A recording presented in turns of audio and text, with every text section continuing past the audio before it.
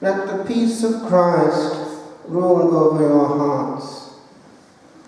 My dear friends, each of us here has a fresh year before him or her, and the choice, according to each one's modality, is there.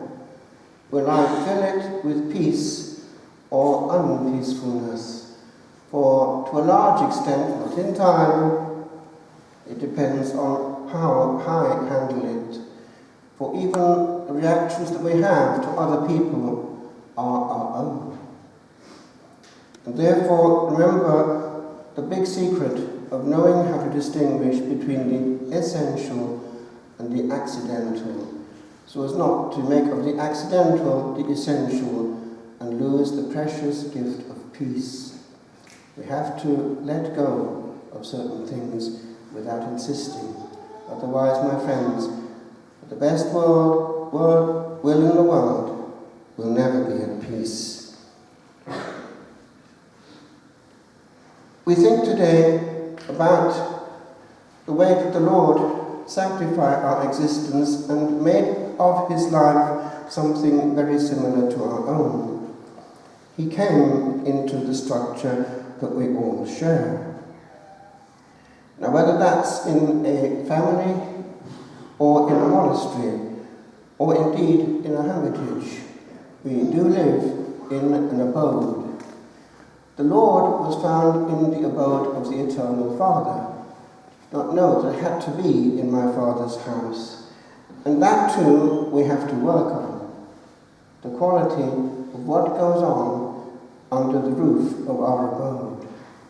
Therefore, what is inside us should also, by osmosis, spread around us, and peace in the home.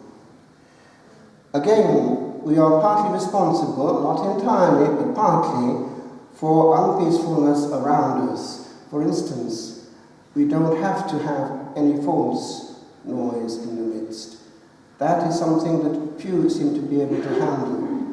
Few seem to be actually in control of what is coming in. They are just so much aware of it that one more channel, one more message, one more whatever it might be doesn't make any difference. But globally, it makes a massive difference. For we're not alone with our God when this is in the midst. We can't hear him.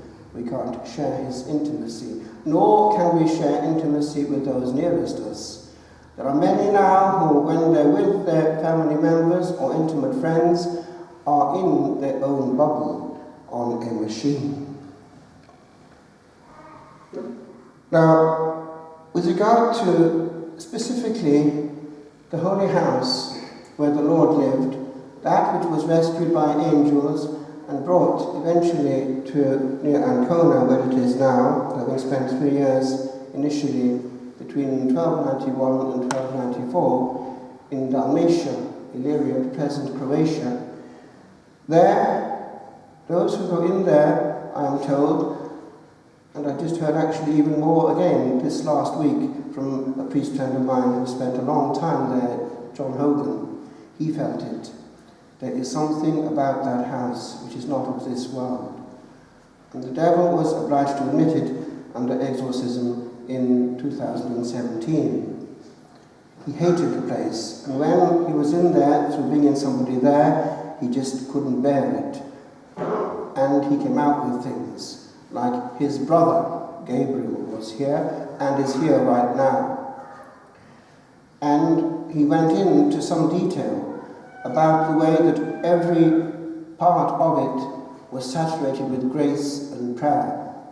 And the devil himself went on to say that even the Vatican in all its beauty has nothing to compare with this.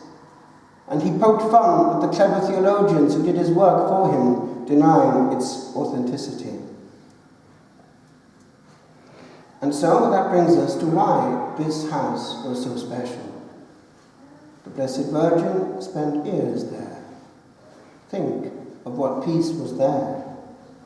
And Catherine Emmerich, in her visions, saw the life of the Holy Family and noticed that they were very quiet. They didn't need actually all that much verbal communication. They understood and loved each other deeply in the midst of quite natural, spontaneous silence.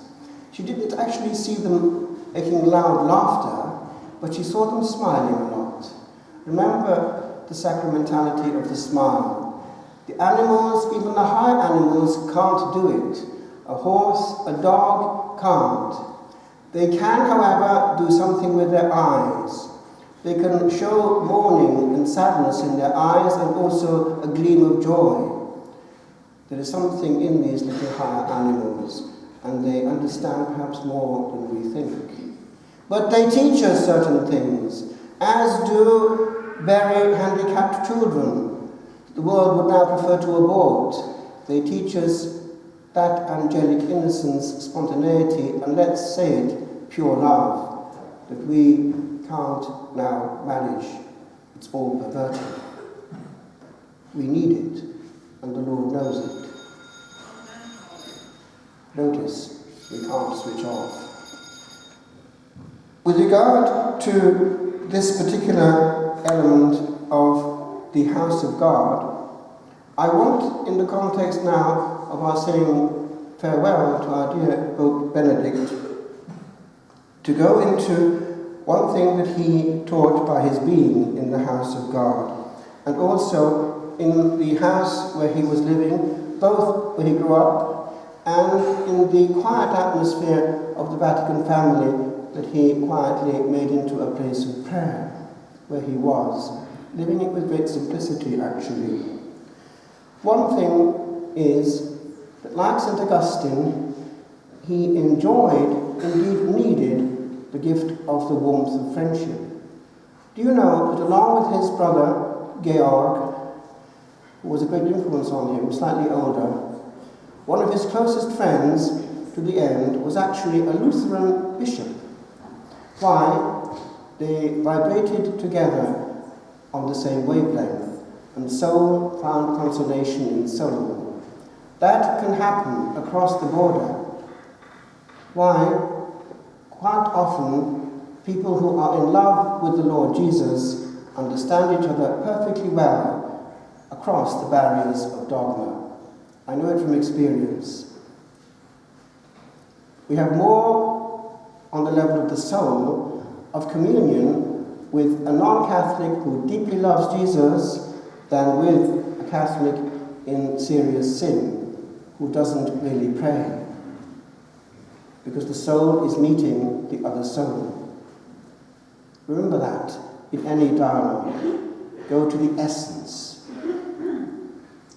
And by the way, that peace should extend to any dialogue of theology or church issue. And it is not always the case. There is a lot of unpeaceful blogging going on. Aggressive tones, aggressive sharp words, judgment, and the like going through the airwaves, and being augmented and fueled by others picking it up and adding to it. Spending hours on end in unpeaceful mode. Do you think that by osmosis their soul is not affected? Now, Pope Benedict taught us by his whole being that in the house of God it's peace that should reign, as in the family. And he wanted us to understand certain things. Again, he was not noisy about it, but he dropped clear, legible hints. At a certain point, it was noticed that henceforth he would not give Holy Communion himself to anyone unless it was kneeling and on the tongue. And he added a little commentary of his own to explain his behavior, that it was to be understood that the rite of Holy Communion was not just any other social rite. He gave to understand what was happening there, and that to safeguard its otherness, certain visible things were needed. Moreover, over a long period, even before being pontiff, he did indicate that actually the real meaning of participation in what goes on in the house of God is completely misunderstood.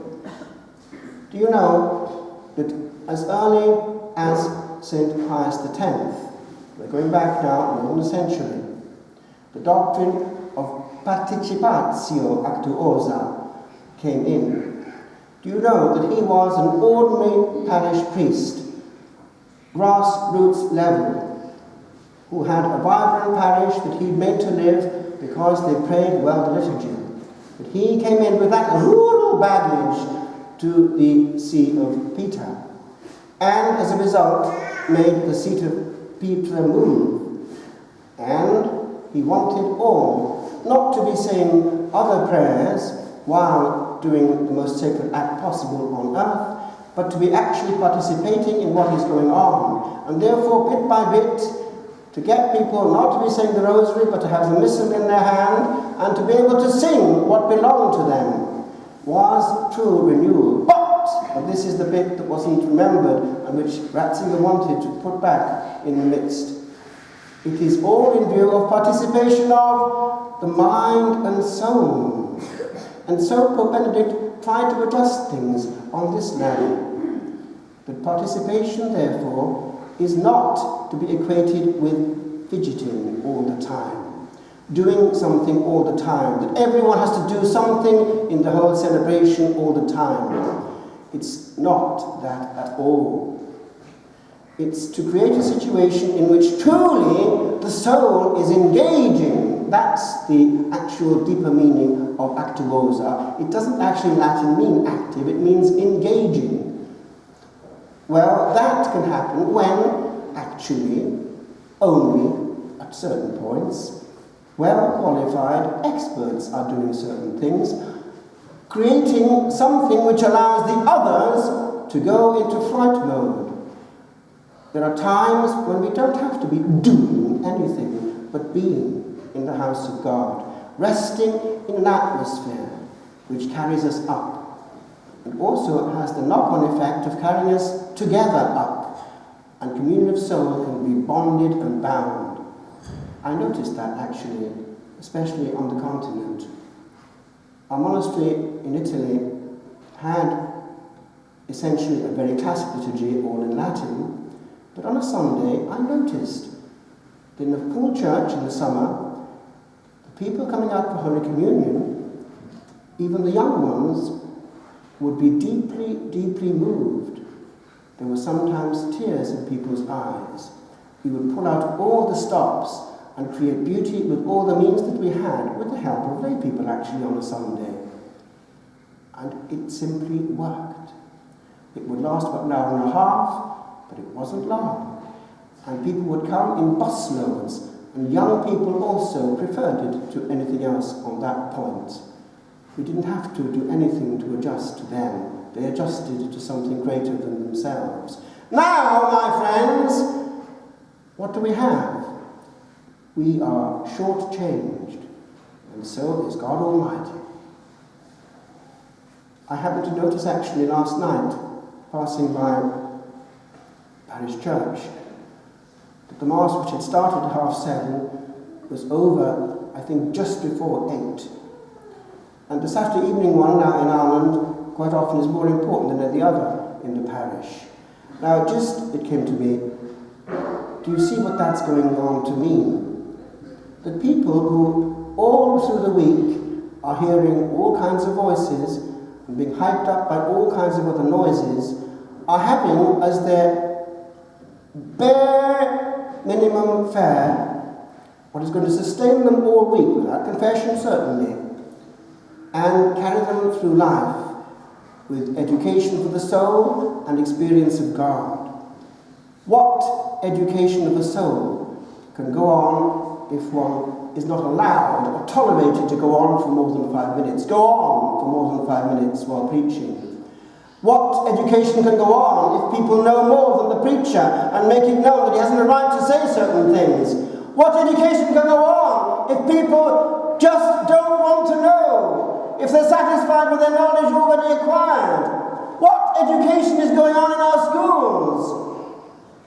My friends, Ireland is in a serious mess. with regard to catechetical knowledge, and people don't blink an eye. The mentality seems to be this: make sure that the church is full and keep them coming. But what people, I mean? They're staying where they're at when they come, and there's no progress. And the proof is that there are no hardly confessions anywhere on a weekly basis worth talking about. That means that massively, my friends, in this holy Isle of Ireland, island of saints and scholars, the faith is no more. Let's make no illusion. It's gone. There are only a few people here and there who seriously realize what's going on and where it's coming from. I remember hearing this way back when a novice. We used to have these all-night vigils, both at Kilnacroft Abbey and also at Mount Melleray. And we heard the whole story of what happened at Mount Melleray in 1985. The 5 young people were told certain things by Our Lady when she appeared there. And one of them was this: she's pleased with Ireland, very pleased, because it's kept the faith and the rosary and the mass. But if we don't listen, we have 10 more years. Notice, 10 more years from 1985, after which, if we don't listen, the devil will take over the church, and we hadn't a clue what she meant. Now, does that sound vaguely familiar? I want to conclude, my friends. I was ordained eventually by being transferred urgently to Italy, and there, not long after getting there, I was ordained a deacon. So I started celebrating things like baptisms and even marriages. And the first sacrament was a baptism. The parents weren't married, but they wanted their child baptized. It was Tancredi, they called him. And I wondered which way that was going to go. But actually they came back 7 years later and the child was a fine young child. But I thought to myself, all these passports issued by the passport office of the church, the stamp of baptism on the soul, where did they end up? In the early church, becoming a Christian meant becoming potentially a martyr. And then, you know, that after the Constantinian peace, it came to one of the Desert Fathers that the angels were saddened. Why? A large proportion of those coming out of this life into the beyond, with the stamp of baptism on their soul, were no longer what they were. The stamp was on the soul, but the grace had gone somewhere. Because it was comfortable to be a Christian.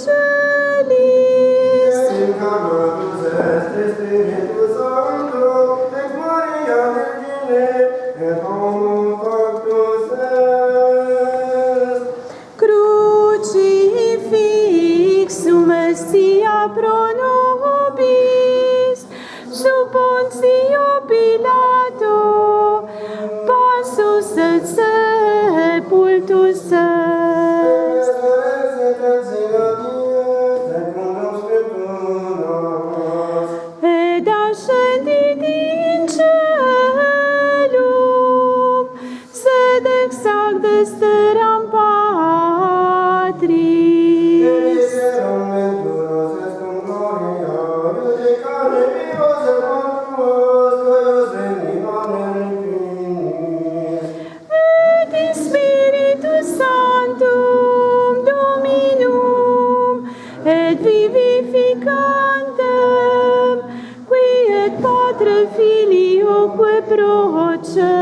the